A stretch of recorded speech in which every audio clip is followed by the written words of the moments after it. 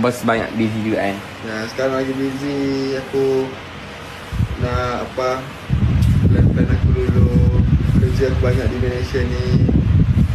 Dan InsyaAllah lah, doakan saya sihat, mentaliti yang bagus, mau keliling, mau niat saya supaya negara Malaysia dan Indonesia ni boleh berada di dalam satu tahap yang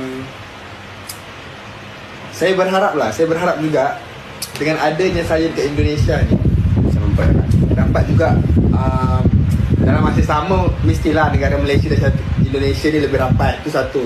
Nombor dua ni, saya berharap juga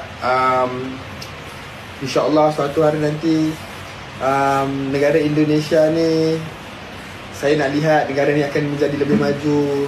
Dan saya nak lihat negara Indonesia satu hari nanti ni menjadi satu negara yang boleh memberi inspirasi kepada negara lain. Macam aku ni presiden pula. Aku mau lihat nanti. Pasti boleh tu. InsyaAllah, amin. Tidak ada benda yang mustahil. Betul. Ada yang komen enggak ke China?